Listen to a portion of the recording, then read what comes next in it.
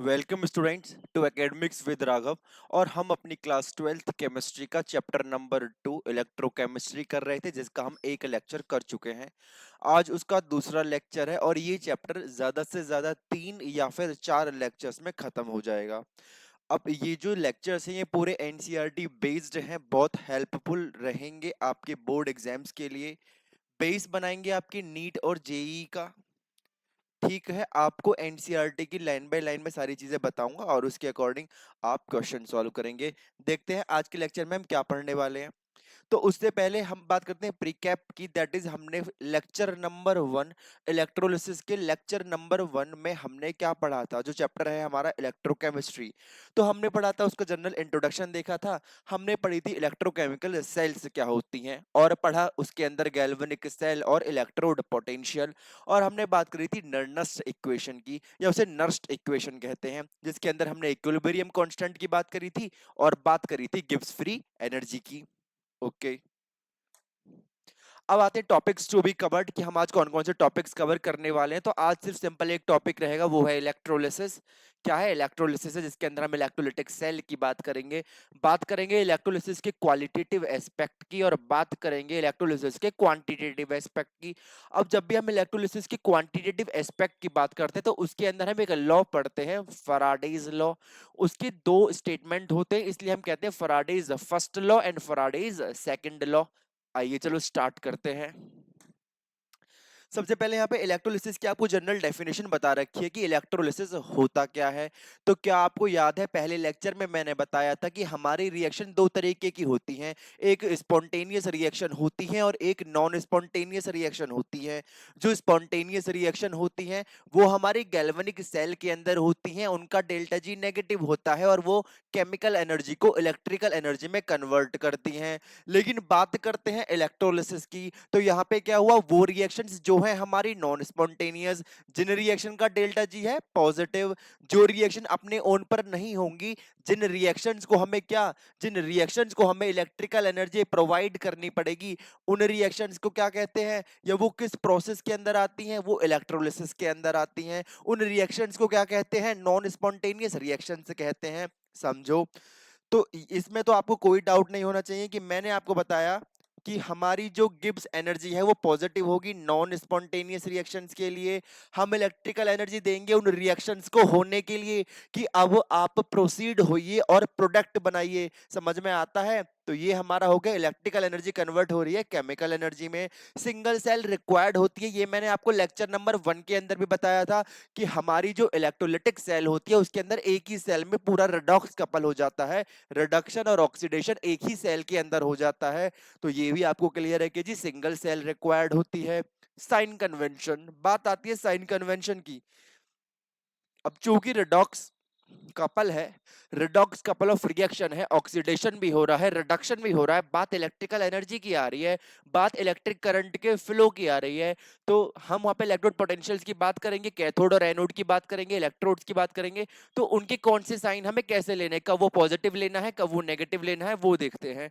ठीक है, आगे चलते हैं।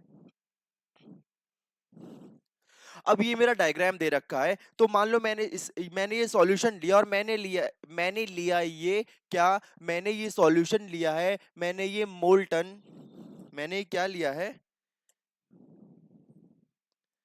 मैंने ये मोल्टन, मोल्टन मतलब समझते हो, मोल्टन जब हम किसी मेटल को पिघला देते हैं, जो पिघला हुआ पार्ट है, जो पिघली हुई फॉर्म है, उसी को तो मोल्टन कहते हैं। लेट सपोज मैंने क्या ले लिया, मैंने मोल्टन जिंक क्लोराइड ले लिया। क्या ले लिया, मोल्टन जिंक क्लोराइड। अब चूंकि वो मोल्टन है, मोल्टन का मतलब क्या हुआ कि वो पिघला हुआ है, तो जिंक के आयंस भी होंगे उसके अंदर अलग से, और उसके अंदर क्लोरीन आयंस भी प्रेजेंट होंगे, जिंक आयंस भी प्रेजेंट होंगे और क्लोरीन आयंस भी प्रेजेंट होंगे। अब इन आयंस में क्या है, हमने इनके थ्रू करंट इलेक्ट्रिसिटी को पास कराया, तो जो पॉजिटिव आयन है क्या वो नेगेटिव इलेक्ट्रोड की तरफ अट्रैक्ट नहीं होंगे? या सीधी पॉइंट आपको ये याद रखो, मैं आपको एक सिंपल तरीका बताता हूं कि C4 होता है कैथोड, C4 होता है कैथोड, और C4 होता है कैटायन, A4 होता है एनोड, और A4 क्या होता है? A4 होता है एनायन। बशर्ते आपको ये चीजें याद रखनी है कि जो हमारा कैटायन है, जो मेरा जिंक प्लस आयन है वो कैटायन है, तो किधर जाएगा? कैथोड की तरफ जाएगा। तो मेरे यहाँ पे क्या होगा? Zn+2 जो होगा इस सॉल्यूशन के अंदर वो कहाँ जाएगा? कैथोड की तरफ। ठीक है। अब क्योंकि पॉजिटिव आयन है और किसी चीज की तरफ अट्रैक्ट हो रहा है, तो वो जो चीज जिस तरफ वो अट्रैक्ट हो रहा है, क्या वो नेगेटिव नहीं होगी? क्या उसका साइन नेगेटिव नहीं होगा? इस चीज को समझो। क्या पॉजिटिव पॉजिटिव की तरफ अट्रैक्ट हो सकता है? नहीं होता कभी भी। तो जिस इलेक्ट्रोड की तरफ वो अट्रैक्ट हो रहा है, पहले आपको एक कॉन्सेप्ट याद रहा कि कैथोड जो है, जो कैटायन है वो कैथोड की तरफ अट्रैक्ट हुआ, जो एनायन है, जो हमारा क्लोराइड आयन है, वो हमारा एनोड की तरफ अट्रैक्ट हुआ। जो कैटायन है वो पॉजिटिवली चार्ज है तो अट्रैक्ट होगा नेगेटिव इलेक्ट्रोड की तरफ, और जो हमारा एनायन है जो नेगेटिवली चार्ज है वो अट्रैक्ट होगा पॉजिटिव इलेक्ट्रोड की तरफ। तो आपको एक चीज याद रखनी है कि आपको रट्टाफिकेशन नहीं लगाना है। क्या करना है? आपने रट्टाफिकेशन नहीं लगाना है कि यहाँ पे एनोड पॉजिटिव है वहां पे एनोड नेगेटिव था, नहीं। आप एक बस एक माइंड मैप याद रखो कि जब भी मैंने सॉल्यूशन के अंदर एनायन देखा, जब भी मैंने सॉल्यूशन के अंदर एनायन देखा जिसके ऊपर नेगेटिव चार्ज होता है, वो अट्रैक्ट होगा किसकी तरफ? एनोड की तरफ। चूंकि वो एनोड की तरफ अट्रैक्ट हो रहा है और वो एनायन नेगेटिवली चार्ज है, तो जो वो इलेक्ट्रोड होगी वो पॉजिटिव चार्ज होगी। क्योंकि मेरा जो हमेशा नेगेटिव चार्ज होता है वो पॉजिटिव चार्ज की तरफ अट्रैक्ट होता है। एक माइंड में अब आपको ये याद रखना है कि मेरा जो कैटायन होता है, मेरा जो कैटायन होता है वो पॉजिटिवली चार्ज होता है, वो अट्रैक्ट होगा cation C4, cation C4 cathode, वो कैथोड की तरफ अट्रैक्ट होगा। चूंकि वो खुद पॉजिटिव चार्ज है तो इलेक्ट्रोड कैसी होगी? इलेक्ट्रोड नेगेटिव चार्ज होगी। ठीक है। तो ये कॉन्सेप्ट होता है एनोड का और कैथोड का। आगे चलते हैं। अब आता है हमारा कि कौन कौन से फैक्टर्स हैं, कौन कौन से फैक्टर्स हैं जो इलेक्ट्रोलिसिस को इफेक्ट करते हैं। कौन कौन से फैक्टर्स हैं जो इलेक्ट्रोलिसिस को इफेक्ट करते हैं? तो हुआ क्या, यहाँ पे क्लोरीन आयन है, यहाँ पे Zn+2 आयन है। तो Zn+Ion2 क्या करेगा? Zn+Ion2 इलेक्ट्रॉन्स को एक्सेप्ट करेगा। और कैथोड पे क्या होता है? कैथोड पे ऑक्सीडेशन होता है या रिडक्शन? कैथोड पे रिडक्शन होता है। चाहे इस सेल की बात करें, चाहे बात करें गैल्वेनिक सेल की। यही तो मैंने आपको बताया था कि कैथोड पे क्या होता है? कैथोड पे रिडक्शन होता है, चाहे वो गैल्वेनिक या डैनियल सेल हो या फिर वो इलेक्ट्रोलिटिक सेल हो, बस साइन चेंज हुए कन्वेंशन के अकॉर्डिंग। ठीक है। डैनियल सेल के अंदर कैथोड पॉजिटिवली चार्ज थी, इलेक्ट्रोलिटिक सेल के अंदर जो कैथोड है वो नेगेटिवली चार्ज है। आगे चलते हैं। आओ आगे चलते हैं। ठीक है। फिर इसमें आता है कि हमारी जो इलेक्ट्रोलिसिस के प्रोडक्ट है उन्हें कौन कौन से फैक्टर्स इफेक्ट करते हैं। मतलब मैंने जब किसी सॉल्यूशन के अंदर करंट पास कराया तो मेरे इलेक्ट्रोड पर, एनोड पर क्या बनेगा, कैथोड पर क्या बनेगा, किस चीज का डिपोजिशन होगा, क्या चीज लिबरेट होंगी, वही तो हमारा इलेक्ट्रोलिसिस का प्रोडक्ट होता है। तो उस प्रोडक्ट को कौन कौन से फैक्टर्स जो है वो डिटरमाइन करते हैं। तो सबसे पहले आता है फिजिकल स्टेट ऑफ इलेक्ट्रोलाइट।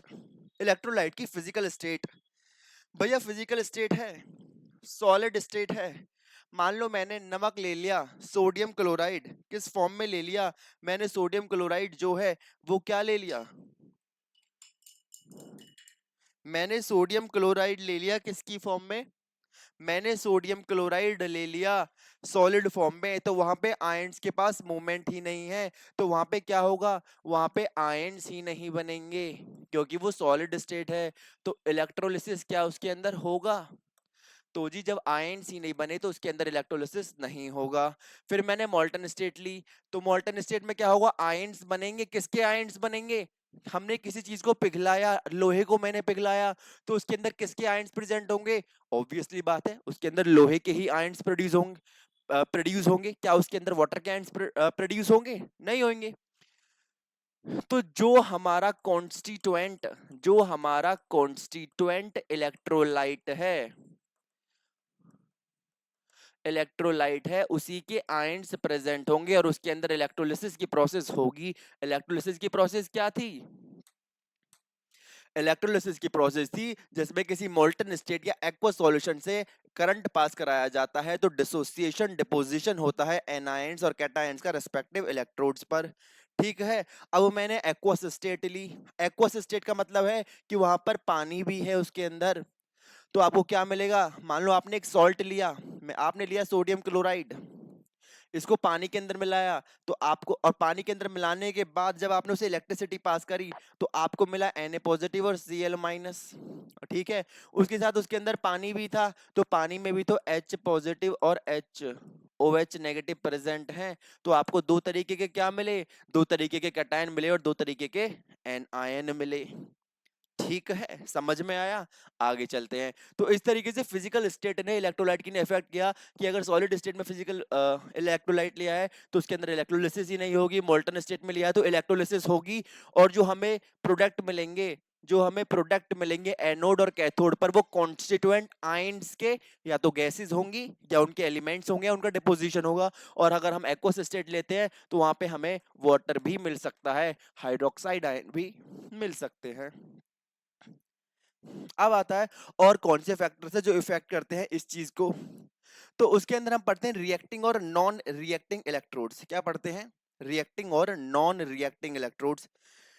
तो रिएक्टिंग इलेक्ट्रोड ये है, रिएक्टिंग इलेक्ट्रोड वो होती हैं जो अटैक करती हैं किसके ऊपर, अटैक करती हैं, जो अटैकिंग इलेक्ट्रोड्स होती हैं उन्हीं को कहते हैं रिएक्टिंग इलेक्ट्रोड्स। जो पार्टिसिपेट करती हैं, जो क्या करती हैं, जो पार्टिसिपेट करती हैं किसके अंदर, इलेक्ट्रोलिसिस के अंदर। जब इलेक्ट्रोलिसिस होना था हमारा किसका, हमारे इलेक्ट्रोलाइट का इलेक्ट्रोलिसिस होना था, तो ये रिएक्टिंग इलेक्ट्रोड ने क्या किया कि भाई मेरे पास भी ताकत है, मैं एक्टिव हूं उस चीज में और मैं भी पार्टिसिपेट करूंगी इलेक्ट्रोलिसिस के अंदर, तो प्रोडक्ट चेंज हो जाएंगे। उसके एग्जांपल क्या होते हैं, उसके एग्जांपल है कॉपर, जिंक, सिल्वर और लेड। तो जहां भी ये इलेक्ट्रोड दे रखी हो वहां पे जो एनोड पे प्रोडक्ट मिलने वाला होता है, एनोड पे ये कैथोड को इफेक्ट नहीं करेगी, एनोड पे जो प्रोडक्ट मिलने वाला होता है ये उसके आंसर को इफेक्ट करती है। ठीक है, आगे चलते हैं। एक होती है हमारी non reacting electrodes. Non reacting electrodes कौन सी होती हैं, तो नॉन रिएक्टिंग इलेक्ट्रोड्स हमारी वो होती हैं,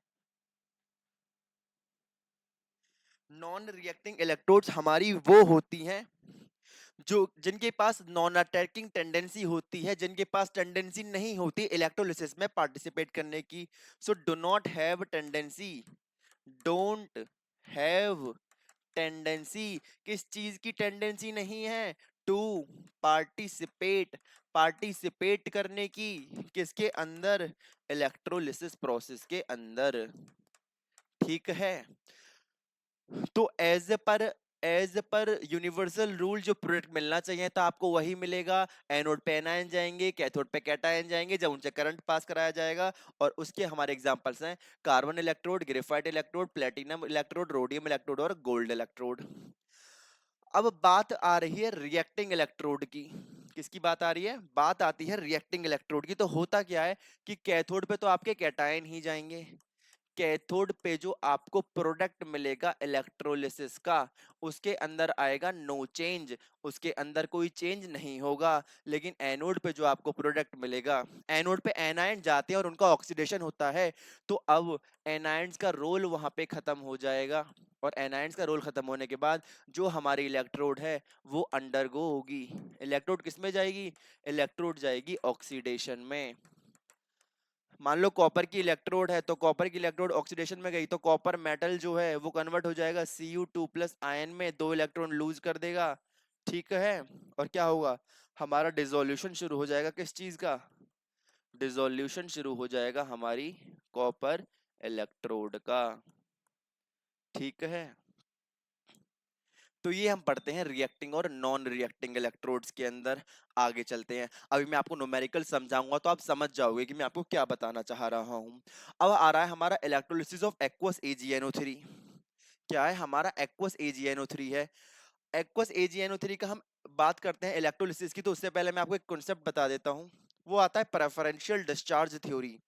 किसका कॉन्सेप्ट है, कॉन्सेप्ट है प्रेफरेंशियल डिस्चार्ज थ्योरी का। ठीक है।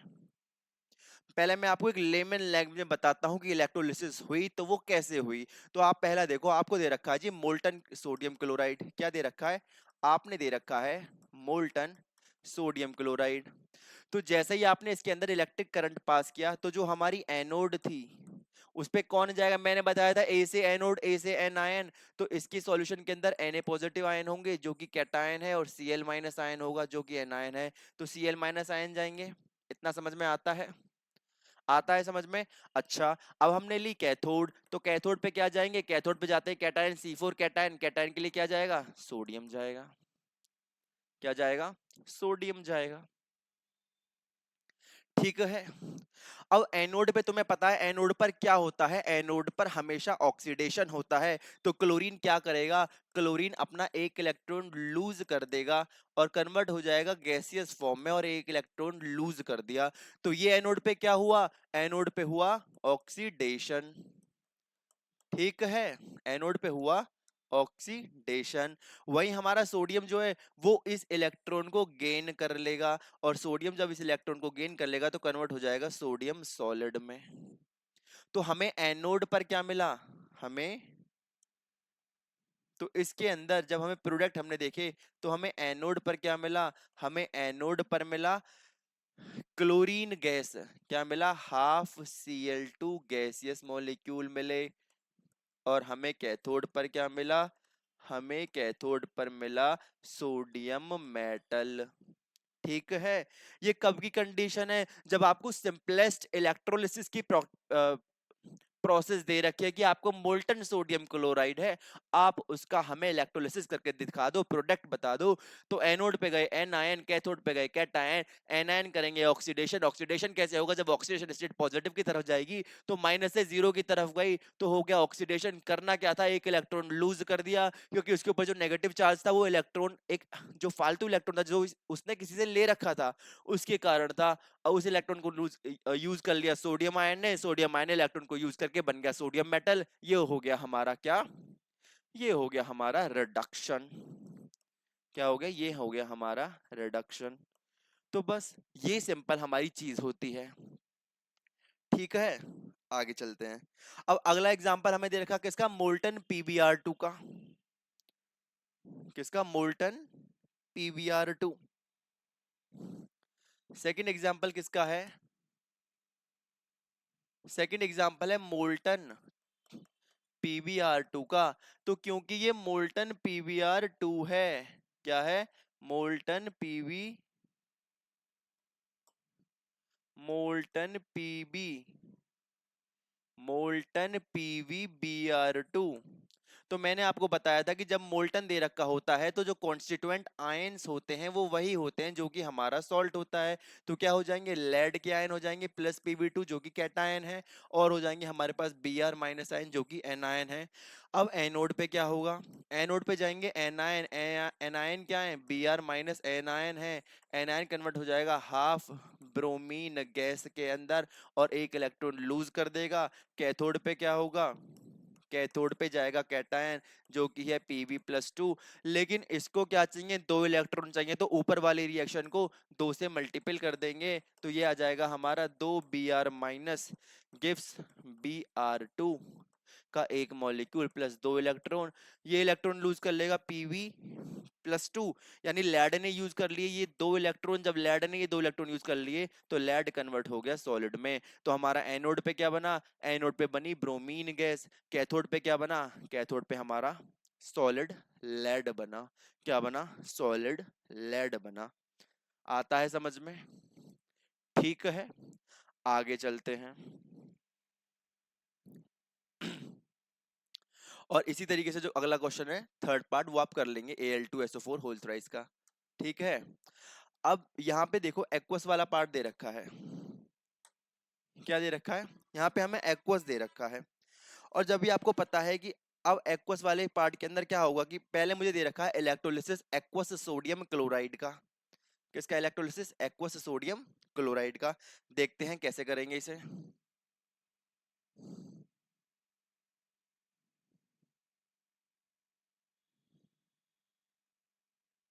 मैं यहाँ लिख ही लेता हूँ अलग से क्वेश्चन। किसका इलेक्ट्रोलिसिस है? आपके पास है इलेक्ट्रोलिसिस एक्वस सोडियम क्लोराइड का।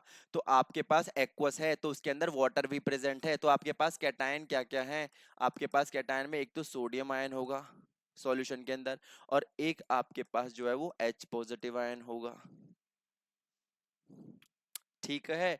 अब हमारे पास एनायन क्या क्या प्रेजेंट है, तो एनायन में एक तो तुम्हारे पास Cl माइनस आयन होगा और एक तुम्हारे पास OH माइनस आयन होगा, क्योंकि वाटर यही तो है।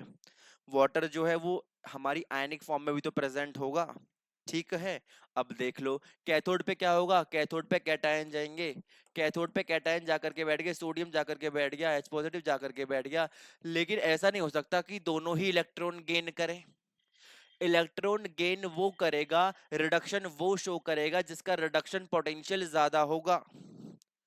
और वही जब इस तरह के क्वेश्चन में हम फंसते हैं, जब इस तरीके के क्वेश्चन में हम फंसते हैं कि कैथोड पे भी हमें मोर than one type of cation present है, एनोड में भी हमें मोर than one type of anion present है, तो हम बात करते हैं प्रेफरेंशियल डिस्चार्ज थ्योरी की। किसकी बात करते हैं? प्रेफरेंशियल डिस्चार्ज थ्योरी की।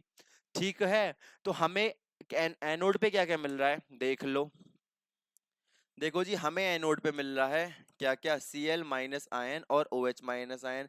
तो जिसका भी ऑक्सीडेशन पोटेंशियल ज्यादा है, जिसके भी इलेक्ट्रॉन अपना देने की एनर्जी जो है, जो पोटेंशियल है, जो पावर है वो ज्यादा है, वो इलेक्ट्रॉन देगा। तो देख लो किसकी ज्यादा है, OH माइनस आयन ये रहा, और Br माइनस आयन है, तो Br माइनस की जो हम किसकी बात कर रहे हैं, सोडियम क्लोराइड है ना।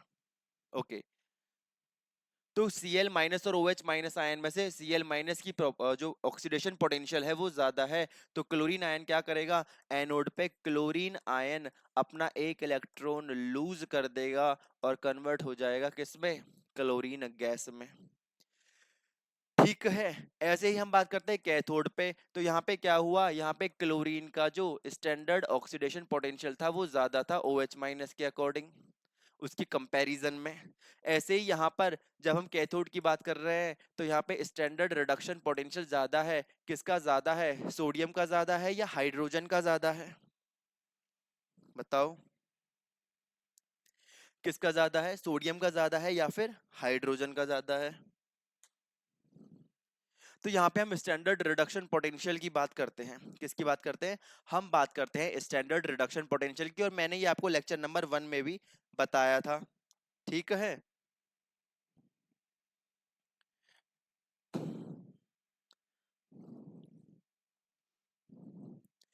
तो हाइड्रोजन, अब एक ना एक सीरीज होती है आपको वो याद रखनी है, ले के बांसुरी को ना मुझे अल मियाँ जी फेकरो सीडी को नहीं सुना, होती है ले के बांसुरी को ना मुझे अल मियाँ जी। मतलब ये सीरीज आपकी एनसीआर, वही एनसीईआरटी की टेबल आपको याद करनी है जहां पे आपको स्टैंडर्ड ऑक्सीडेशन पोटेंशियल दे रखे हैं, और उससे हमें पता चलता है, उससे हमें क्या पता चलता है कि स्टैंडर्ड रिडक्शन पोटेंशियल ज्यादा होता है H पॉजिटिव का सोडियम आयन के मुकाबले। तो क्या करेगा H पॉजिटिव, इस इलेक्ट्रॉन को गेन कर लेगा और कन्वर्ट हो जाएगा हाफ हाइड्रोजन गैस में। ठीक है, किसमें, हाफ हाइड्रोजन गैस में। अब सॉल्यूशन में हमारा बचा क्या, सॉल्यूशन में हमारा एनोड में क्लोरीन तो चली गई जी, इलेक्ट्रोलिसिस में, इलेक्ट्रोलिसिस के प्रोडक्ट में तो बचा क्या, OH माइनस आयन, यहाँ से बचा सोडियम। ये दोनों मिलके क्या करेंगे, ये दोनों मिलके रिएक्ट कर जाएंगे किसके अंदर, ये रिएक्ट कर जाएंगे सॉल्यूशन के अंदर। ये रिएक्ट क्या कर जाएंगे, ये दोनों रिएक्ट कर जाएंगे सॉल्यूशन के अंदर। चूंकि ये सॉल्यूशन के अंदर रिएक्ट कर गए तो हमारा ये बना लेंगे सोडियम हाइड्रोक्साइड, जिसका पीएच क्या हो जाएगा, 7 से ज्यादा हो जाएगा, और सॉल्यूशन हमारा बन जाएगा बेसिक। तो ये काम आता है प्रेफरेंशियल डिस्चार्ज थ्योरी का। ये किसका वर्क आता है, ये काम होता है प्रेफरेंशियल डिस्चार्ज थ्योरी का, when more than one kind of anions और cations are present on respective electrodes. हम लिखते हैं इसमें कि when more than one kind of anions or cations are present, कहाँ प्रेजेंट होते हैं, ऑन रेस्पेक्टिव इलेक्ट्रोड्स, किस पर, रेस्पेक्टिव इलेक्ट्रोड्स पर। देन तो होगा क्या, देन कैथोड पर कैटायन ज्यादा, जिसका एसआरपी ज्यादा होगा, स्टैंडर्ड रिडक्शन पोटेंशियल ज्यादा होगा, वो क्या करेगा, वो प्रोडक्ट बनाएगा। और एनोड पर जिसका स्टैंडर्ड ऑक्सीडेशन पोटेंशियल ज्यादा होगा, वो प्रोडक्ट बनाएगा। ठीक है, ये हमारा प्रेफरेंशियल डिस्चार्ज थ्योरी का काम होता है। आगे चलते हैं। अब आपको ये कुछ इलेक्ट्रोलिसिस के प्रोडक्ट हैं, ये स्टैंडर्ड प्रोडक्ट है, आपको याद रखने हैं कि जब भी आपको इंपॉर्टेंट ऑक्सीडेशन दे रखी है, कि जब भी आपको सल्फेट आयन का ऑक्सीडेशन दे रखा हो तो आप इस फॉर्मूले को उतार के रख देंगे। ये नाइट्राइट आयन का दे रखा है, किसका? नाइट्रेट आयन का। और ये कार्बोनेट आयन का है। ठीक है। इन्हें ऑक्सीडेशन क्यों कहा? क्योंकि पहले ये -2 में था, अब किस में चला गया ये? अब ये -1 में चला गया। तो एक इलेक्ट्रॉन गेन, दो इलेक्ट्रॉन इसने क्या किए? लूज किए ना। क्या किए? दो इलेक्ट्रॉन लूज किए ना। तो ये स्टैंडर्ड रिजल्ट है, एनसीईआरटी में दे रखे हैं, आपको याद रखने हैं। पानी के लिए ऑक्सीडेशन और रिडक्शन की रिएक्शन ये होती है, और हमारी सल्फेट आयन, नाइट्रेट आयन और कार्बोनेट के लिए वहां गिवन है। आगे चलते हैं। अब है हमें दे रखे हैं, ये हमारा एनसीईआरटी क्वेश्चन है कि an aqueous solution of AgNO3 with silver electrode. अब आपको पता है, चूंकि सिल्वर इलेक्ट्रोड, मैं आपको इसमें से एक बता देता हूं, बाकी आप कर लेना। चूंकि आपको सिल्वर इलेक्ट्रोड दे रखी है, चूंकि आपको सिल्वर इलेक्ट्रोड दे रखी है, तो एनोड का तो काम पक्का हो गया। एनोड का काम पक्का क्या हो गया कि जो सिल्वर इलेक्ट्रोड है ना, वो सिल्वर इलेक्ट्रोड इलेक्ट्रॉन लूज करेगी और कन्वर्ट हो जाएगी किसमें? Ag+ आयन में। और क्या शो करेगी एनोड? एनोड शो कर देगी यहाँ पर ऑक्सीडेशन। तो एनोड पे तो ये रिजल्ट पक्का है। ये मैंने आपको बताया था जब हमारी रिएक्टिंग इलेक्ट्रोड प्रेजेंट होती है, क्योंकि सिल्वर कैसी है? सिल्वर रिएक्टिंग इलेक्ट्रोड है। अब कैथोड का पार्ट देख लो। कैथोड पे क्या क्या जाएगा? कैथोड पे हमारे पास कैटायन जाएंगे। कैटायन में हमारे पास क्या क्या है? कैटायन में हमारे पास H पॉजिटिव है और Ag पॉजिटिव है। कैटायन में हमारे पास क्या क्या है? Ag पॉजिटिव और H पॉजिटिव है। और हम जो हमारी प्रेफरेंशियल डिस्चार्ज थ्योरी के अकॉर्डिंग जो वैल्यूज है Ag पॉजिटिव और H पॉजिटिव के लिए, जिसका रिडक्शन पोटेंशियल की वैल्यू ज्यादा है, वो रिड्यूस कर जाएगा और कैथोड पे आपका आंसर आ जाएगा। ऐसे ही आपके सारे क्वेश्चन हो जाएंगे। ठीक है। अब मैं आपको बार बार एक ही चीज बताता रहूं, क्योंकि जो आपका टॉपिक है वो भी वही है, मैंने आपको 2-3 क्वेश्चन करा दिए, वो भी वही है, ये सारी चीजें सेम है, बस आपको याद रखना है, इनमें कोई रॉकेट साइंस नहीं है। ठीक है, आगे चलते हैं।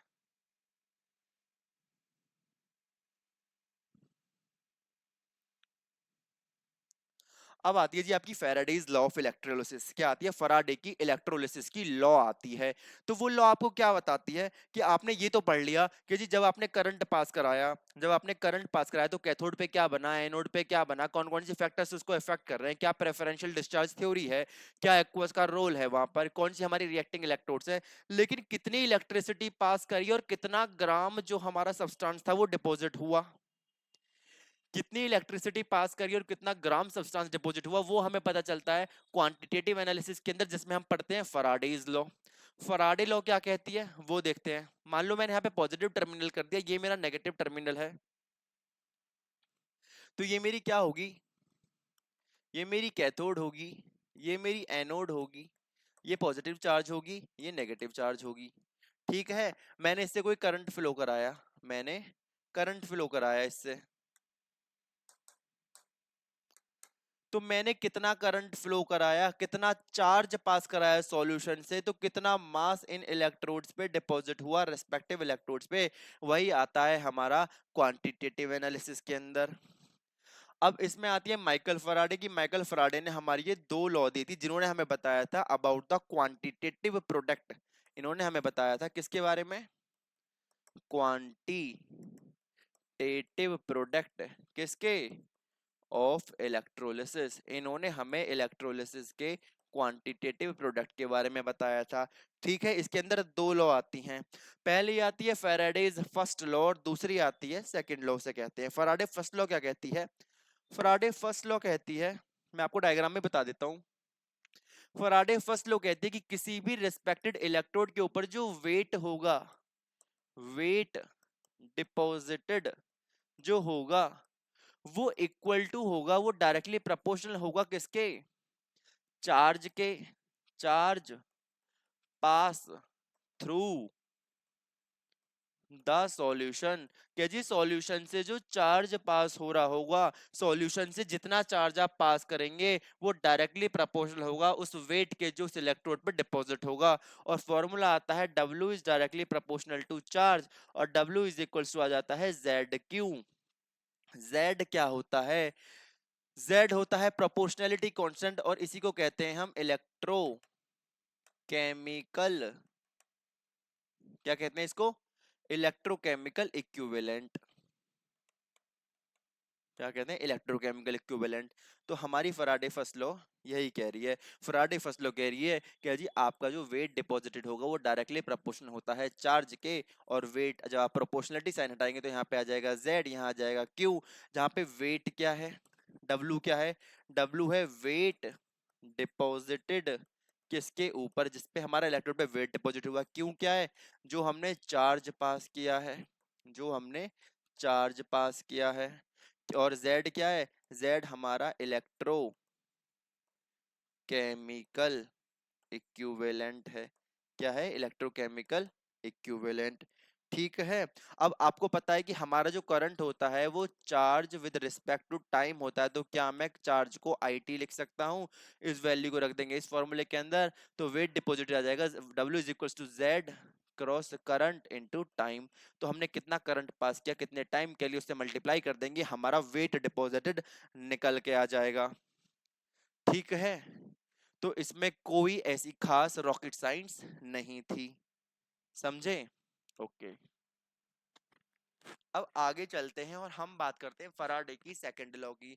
पहले फराडे की फर्स्ट लॉ समझो। फराडे की फर्स्ट लॉ तुम्हें समझ में आई होगी। फराडे की फर्स्ट लॉ हमें बताती है कि हमने किसी सॉल्यूशन, किसी इलेक्ट्रोलिटिक सॉल्यूशन के अंदर कितना करंट पास किया, और जब हमने करंट पास किया तो कितना वेट डिपॉजिट हुआ, उसके बीच में रिलेशन। जब हम प्रोपोर्शनलिटी साइन हटाते हैं तो हमारा आता है जेड। जेड होता है इलेक्ट्रोकेमिकल इक्विवेलेंट। अब जेड को मैं डिफाइन करता हूं एक तरीके से, वो हम अब अगली स्लाइड में देखेंगे जहां पे हम इलेक्ट्रोकेमिकल इक्विवेलेंट की अलग से बात करेंगे। ठीक है, आगे चलते हैं। ओके, आइए आगे चलते हैं। हम बात करते हैं इलेक्ट्रोकेमिकल इक्विवेलेंट की, जो कि जेड होता है। जेड क्या होता है? एक्चुअली ना जेड का फॉर्मूला होता है, और जो हमारा इलेक्ट्रोकेमिकल इक्विवेलेंट है, जो मेरा ये इलेक्ट्रोकेमिकल इक्विवेलेंट है Z, ये होता है क्या? Equivalent mass, equivalent mass divided by क्या? इसको डिवाइड करते हैं F से। F क्या होता है? F क्या होता है? F एक चार्ज की वैल्यू होती है, अमाउंट ऑफ चार्ज होती है फेरड।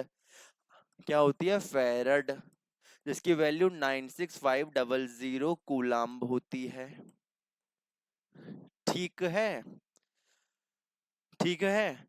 अब हमारा इक्विवेलेंट मास क्या होता है?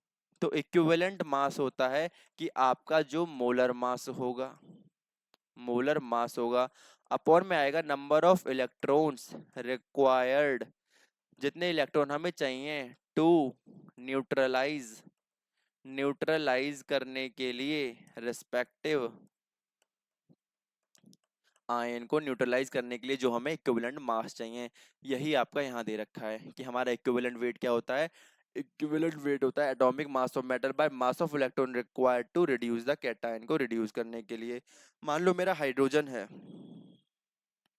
तो हाइड्रोजन का क्या तुम इक्विवल इलेक्ट्रोकेमिकल इक्विवेलेंट निकाल सकते हो? बिल्कुल निकाल सकते हैं। Z is equals to equivalent mass हो जाएगा। अब मैंने हाइड्रोजन में हाइड्रोजन में मैं किसकी बात कर रहा हूँ?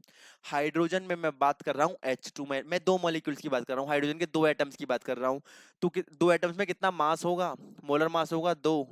कितने इलेक्ट्रॉन चाहिए दो एटम को? दो इलेक्ट्रॉन। और नीचे आ जाएगा फेरड, तो ये आ जाएगा 1/फेरड। ठीक है। ये इसका इलेक्ट्रोकेमिकल इक्विवेलेंट आ जाएगा। समझ में आया?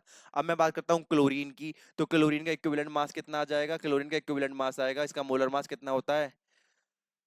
35.5 होता है, और एक इलेक्ट्रॉन हमें चाहिए इसको रिड्यूस करने के लिए, तो ये आ जाएगा हमारा 35.5। ठीक है, आगे चलते हैं। अब यहाँ पे हम बात करते हैं जेड क्या होता है। मैंने आपको इलेक्ट्रोकेमिकल इक्विवेलेंट पीछे समझा दिया है, और ये जो आपका दे रखा है ये जेड नहीं है, ये क्या है? ये आपका फेरड है। क्या है? जो मैं हम बार बार बात कर रहे हैं ना, फेरड क्या है, फेरड क्या है, तो उसी फेरड की हम बात कर रहे हैं। तो यहाँ पे ये हेडिंग जो है वो गलत होगी, मैं इसको बाय मिस्टेक ये टाइप हो गया है, लिखवाया था मैंने सर से। ठीक है। ठीक है, तो हम अब किसकी बात कर रहे हैं, हम बात कर रहे हैं फैराड की। कि ये फैराड क्या है, बहुत ज्यादा यूज हो रहा है फैराडे लॉ में। फैराड एक वैल्यू आ रही है जब इलेक्ट्रोकेमिकल इक्विवेलेंट निकाल रहे हैं, तो इलेक्ट्रोकेमिकल इक्विवेलेंट निकालते वक्त इक्विवेलेंट मास ओवर फैराड जो है, वो फैराड क्या है, तो फैराड है जो एक मोल ऑफ इलेक्ट्रॉन पर चार्ज होता है। अब एक मोल इलेक्ट्रॉन के अंदर कितने मोल इलेक्ट्रॉन होंगे, कितने नंबर होंगे इलेक्ट्रॉन्स के, तो वो होंगे एवोगाड्रो नंबर के बराबर। और एक इलेक्ट्रॉन पे कितना चार्ज होता है, 1.6 इंटू 10 की पावर -19 कूलाम्ब। ये सीधा कॉन्सेप्ट है, इसमें ये सीधी एक चीज है आपको याद रखनी है, ये आप फिजिक्स के अंदर पढ़ते हैं। रख दो value, total number of electrons यहाँ रख दो, कितने हैं, ये है जी हमारे 6.023 इंटू 10 की पावर 23। और एक इलेक्ट्रॉन पे कितना चार्ज है, उसकी मल्टीप्लीकेशन कर दो, 1.6 इंटू 10 की पावर -19 कूलॉम्ब। और इसकी वैल्यू हमारी जो लगभग आती है वो 96500 कूलाम्ब आती है। ठीक है, ये हमारा फेरेड होता है। तो ये हमारा वो चार्ज है जो एक मोल इलेक्ट्रॉन, जो एक मोल किसी सब्सटेंस के एक मोल को रिड्यूस करने के लिए चाहिए। ठीक है, अब आती है हमारी सेकंड लॉ। सेकंड लॉ ये कहती है कि मान लो जी आपने 3 बीकर ले लिए, और आपने 3 बीकर ले लिए, इन बीकर्स को कनेक्ट कर दिया सीरीज में। किसमें, सीरीज में, इस तरीके से। तो इनके जो मोलर मास होंगे, इनके जो वेट डिपॉजिटेड होंगे रिस्पेक्टेड इलेक्ट्रोड्स पे, वो इक्वल टू होंगे इनके इक्विवेलेंट मास के, और वो एक दूसरे के इक्वल चलते रहेंगे। कैसे, कि जो वेट डिपॉजिटेड होगा फर्स्ट का, जो वेट डिपॉजिटेड होगा फर्स्ट का, वो होगा किसके, उसके इक्विवेलेंट मास के, उसका इक्विवेलेंट मास आ जाएगा नीचे। जो बी का होगा उसका इक्विवेलेंट मास आ जाएगा नीचे। जो सी का होगा उसका इक्विवेलेंट मास आ जाएगा नीचे। ये हमें बताती है। अब हमें एक का पता है तो बाकियों का हम अपने आप निकाल सकते हैं। अब हमें एक का पता है तो बाकियों का हम अपने आप निकाल सकते हैं। ठीक है, यहाँ तक कोई दिक्कत होनी नहीं चाहिए। मैं आपको फिर भी एक बार पढ़ के बता देता हूँ कि सेकंड लॉ में क्या लिखा हुआ है। ठीक है, तो सेकंड लॉ में लिखा हुआ है कि the amount of different substances liberated by the same quantity of electricity. भाई मैंने आपको बताया कि मैंने उन्हें सीरीज में कन्वर्ट कर दिया। चूंकि मैंने उन्हें सीरीज में कन्वर्ट कर दिया, तो क्या उनमें करंट सेम फ्लो नहीं होगा, सीरीज में करंट सेम होता है। इतनी बेसिक चीज तो पता होगी ना कि सीरीज में करंट कैसा होता है, सेम होता है। ठीक है, तो करंट हमारा सेम है, तो जो वेट डिपॉजिटेड है ए का, उसको जब हम डिवाइड करेंगे उसके इक्विवेलेंट मास से, वो इक्वल टू होगा weight deposited of B divided by the equivalent mass of B, equal to होगा weight deposited of C by equivalent mass of C. अब इनमें से आपको किसी की भी एक वैल्यूज या दो वैल्यूज दूसरे की पता है, और पहले की एक वैल्यू पता है, तो आप उसकी फोर्थ वैल्यू निकाल लेंगे। ठीक है, ये पढ़ते हैं हम फराडे सेकंड लॉ के अंदर। यहां तक आपको कोई दिक्कत नहीं होनी चाहिए। बाकी मैं आपको अब क्वेश्चन सॉल्व करके दिखाता हूं फैराडेज लॉ पे, तो आपको ज्यादा क्लियरेंस आएगा।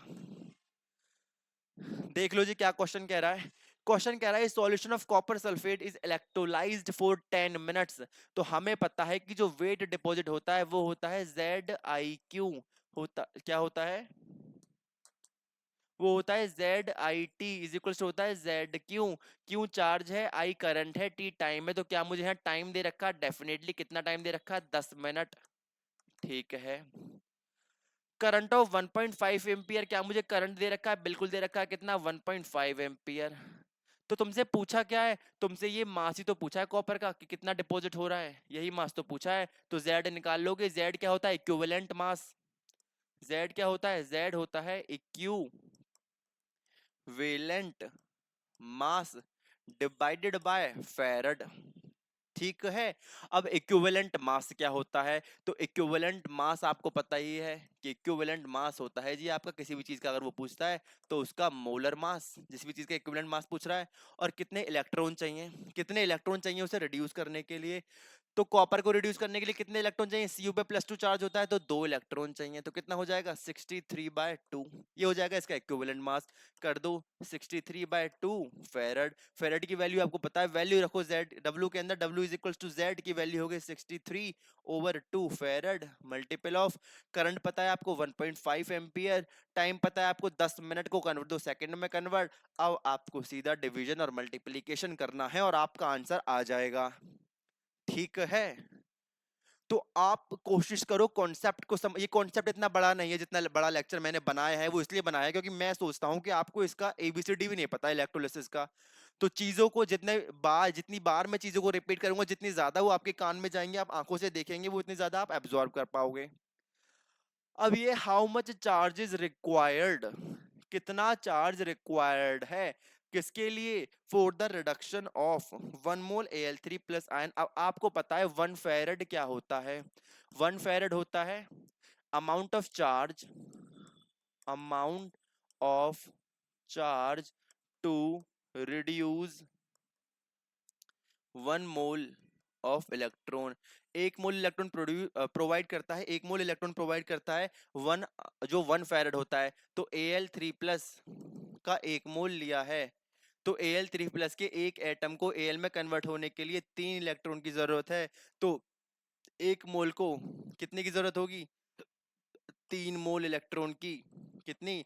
3 मोल इलेक्ट्रॉन की। 1 मोल इलेक्ट्रॉन के लिए मुझे 1 फेरेड की जरूरत है, तो कितने फेरेड चाहिए मुझे यहाँ पे? 3 फेरेड।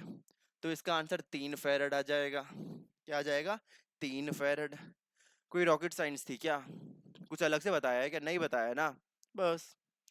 अगले में क्या है? अगले में मेरा Cu+2 है, कन्वर्ट हो रहा है कॉपर में। उसका भी कितना है? उसका भी 1 मोल है। तो एक एटम के लिए 2 इलेक्ट्रॉन की जरूरत है, 1 मोल एटम के लिए 2 मोल इलेक्ट्रॉन की जरूरत है, और 1 मोल इलेक्ट्रॉन में 1 फेरेड होता है। तो 2 मोल में कितना हो जाएगा? 2 फेरेड। तो इसका आंसर कितना आ जाएगा? 2 फेरेड। 2 ही इलेक्ट्रॉन तो चाहिए। अब है MnO4-। भाई ये तो बड़ा बड़ा सा MnO4- तो समझ में ही नहीं आ रहा क्या है। ऑक्सीडेशन और रिडक्शन स्टेट निकालना तो सीखा था 11th क्लास में, वही कॉन्सेप्ट लगा दो। MnO4- दे रखा है, क्या दे रखा है? MnO4- कन्वर्ट हो रहा है Mn+2 में। तो Mn की यहाँ पे ऑक्सीडेशन स्टेट कितनी हुई? यहाँ रख लिया -1 सामने, और 4 2 8 -+7। तो कोई चीज +7 से +2 में जा रही है। इसका जब एक मॉलिक्यूल जाएगा तो हमें 5 इलेक्ट्रॉन की रिक्वायरमेंट है। तो 1 मोल के अंदर 5 मोल इलेक्ट्रॉन चाहिए, और 5 मोल इलेक्ट्रॉन के लिए चाहिए हमें 5 फेरेड। कितना चाहिए? 5 फेरेड। ये तुम्हारे तीनों क्वेश्चन हो जाते हैं। इतना भी मैंने तुम्हें ये इसलिए लिख के बता दिया कि तुम्हें समझा रहा हूं, वरना ये लिखने वाले क्वेश्चन नहीं होते हैं। ये तो दिमाग में सॉल्व हो जाते हैं अपने आप क्वेश्चन। ये बस आपको रिएक्शन समझ में आनी चाहिए, आपको ऑक्सीडेशन स्टेट और रिडक्शन स्टेट समझ में आनी चाहिए। ठीक है, आगे चलते हैं। यहाँ पे देखो, अब वहां पे आपको इलेक्ट्रॉन की टर्म में दिया था कि जी 1 मोल इलेक्ट्रॉन है, 1 मोल एटम है, 1 मोल एलिमेंट है। यहाँ आपको ग्राम की टर्म में दे दिया है, तो देख लो।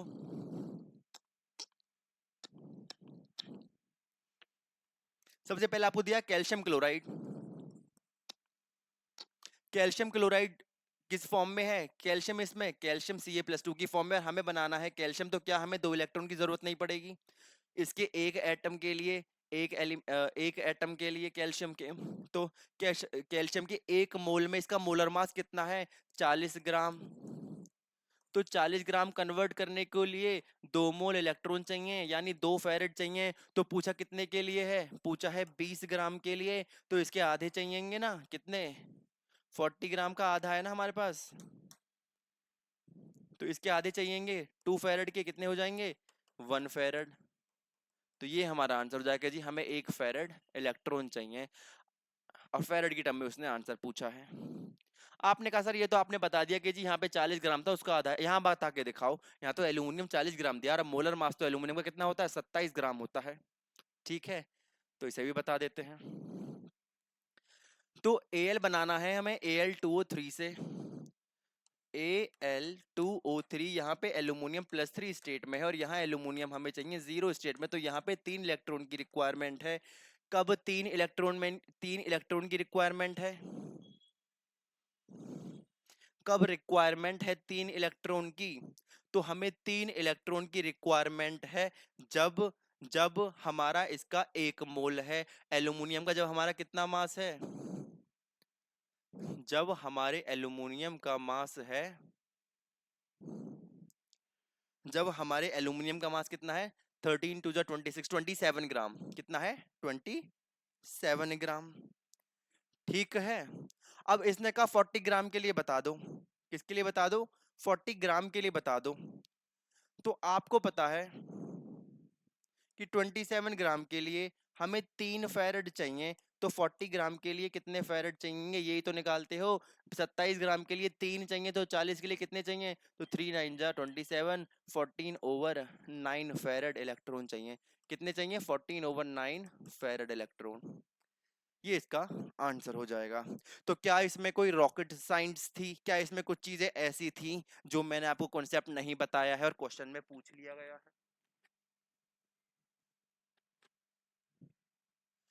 नहीं था ना ऐसा कुछ। ठीक है, आगे चलते हैं।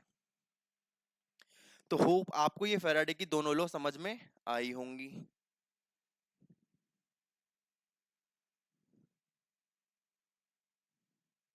अच्छा, ये लास्ट स्लाइड थी। ठीक है, बाकी मिलते हैं अगले लेक्चर में, जिसमें हम इस चैप्टर का कोशिश करेंगे कि बाकी जो बचा हुआ पार्ट है उसे कंप्लीट करें। तब तक के लिए thank you and have a nice day.